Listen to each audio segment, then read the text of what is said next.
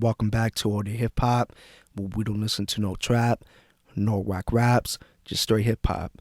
And today we're gonna be reacting to an artist that comes out of Inglewood, California. He goes by the rap name YoungDopey. The song is titled "Sorry Mama Was a Thug," and I'm not sure if it's an album or a mixtape, but it's titled Blue Roses. And yeah, we're just gonna get into it. At times, I get this feeling of guilt of all the work I done put in the hood. So I go to the store, roses for my mother. I go pay her a visit, look deep into her eyes, get on my knees, ask her for forgiveness, and then I tell her mine.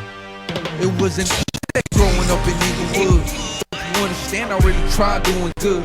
Don't understand why y'all the mother kids me when I was just innocent. That's when I realized that the world is so cold. But I know I couldn't walk around the street skirt. Pump the chest out cause I had the heart to fight. Lace the Chuck T's, fuck that, let none slide. Alright, let me stop it right there, and we're just like 40 seconds into the first verse, basically the song. But I gotta speak on it. Basically, I don't believe or think, that you have to game bang in order to have a connection or relate to this song. You know what I mean? Obviously, you can relate or have a connection to it if you lived or live in a hood or a gang-infested area. You know what I mean? But yeah, man. Basically, it's just talking about growing up in Inglewood, California, and having to grow up in the hood. You know what I mean? And getting jumped. Maybe by different gangbangers or whatever the case may be, you know what I mean? But, yeah, man, I'm gonna talk about my experiences and shit like this. So, yeah, for me personally, and I know this place gets a lot of misconceptions and a lot of, different opinions and shit like that, you know what I mean? But you gotta remember it was a different era back in the 90s. So basically, I was born in Portland, Oregon. I was born in 95. And, yeah, like I said, a different fucking era. And if you don't know, ask your mom, ask your dad, ask your brothers, whoever the fuck was born in the 90s, you know what I mean? It was a different fucking type of vibe back then. It was crazy. And, yeah, man, like I said, I was born in Portland, Oregon. And I'm not going to tell you guys where I lived or shit like that, but if you know me personally, then you know. And, yeah, man, basically, I lived up by an area in MLK. And if you know that area, it's predominantly black. It was more black like in the 90s.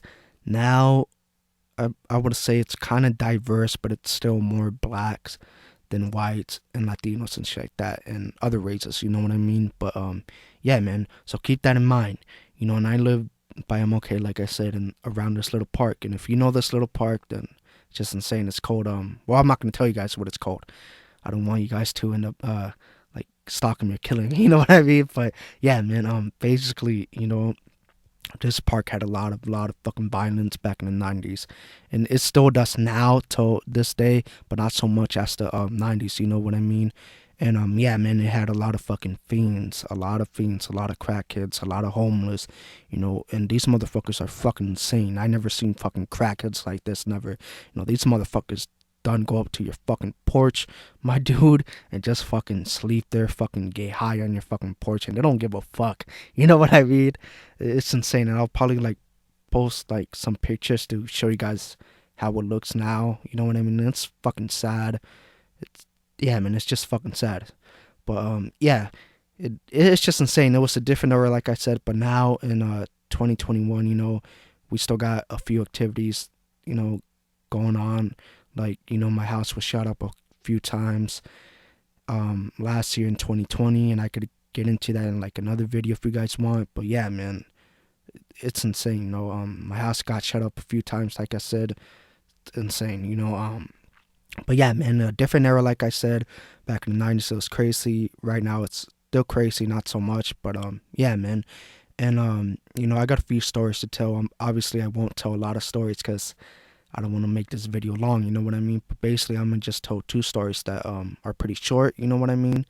But yeah, man. So the first story is, I don't know why, dude, but it was, I believe, in the 2001 to 2002, somewhere in between that time frame, you know what I mean? And the way, my backyard is set up, it's gonna be hard to explain or kind of vision it, or you know what I mean, or imagine it. But here it goes. Basically, we have a huge fucking backyard. You know what I mean, and we have a huge fucking fence that divides the fucking neighbors and the other street. You know what I mean. And keep in mind, this fucking fence is what, like fucking 5'7", 5'8", and I'm like I'm 5'7", and that fucking shit's like 5'8", 5'9", something around there. You know what I mean?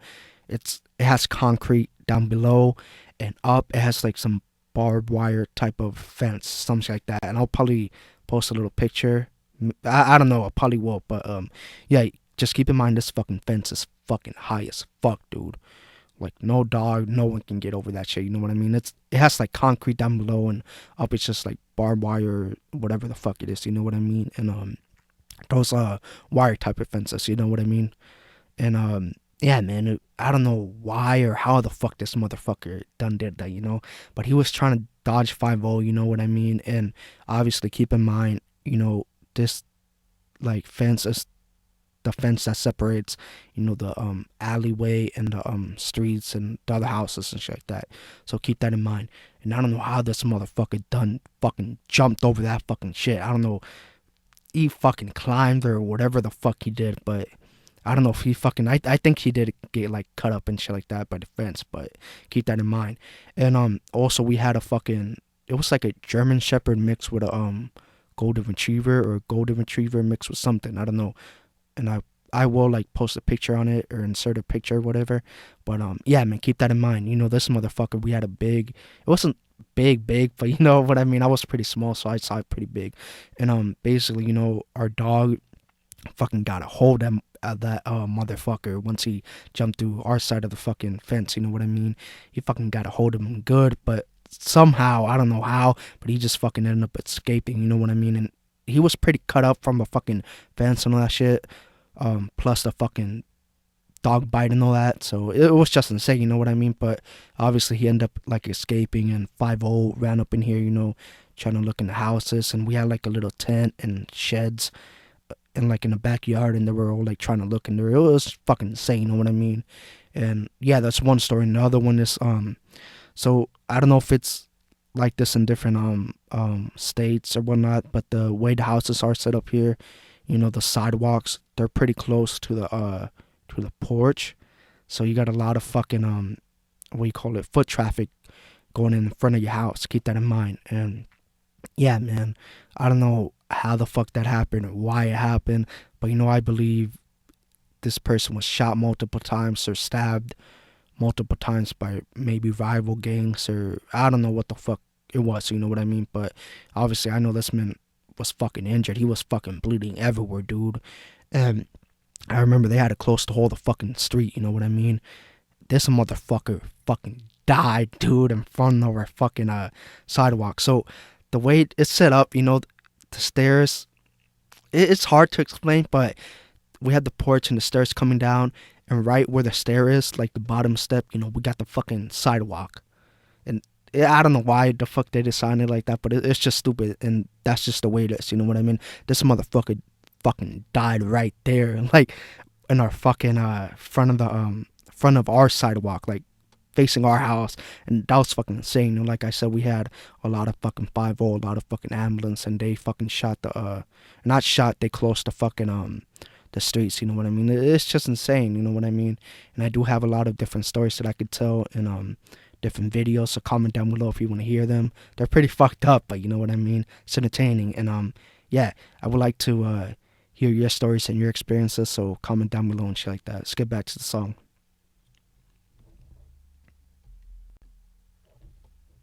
Always the only thing left to blame.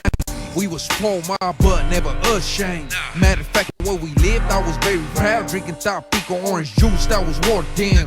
Even though we had roaches on the wall, didn't care, ma, cause I know you work hard. It ain't your fault, ma, what I became. It ain't your fault, ma, that I chose the gang pain. Alright, let me react to that. Basically, you know, I can relate to that as well. And I'm pretty sure you guys can as well, you know.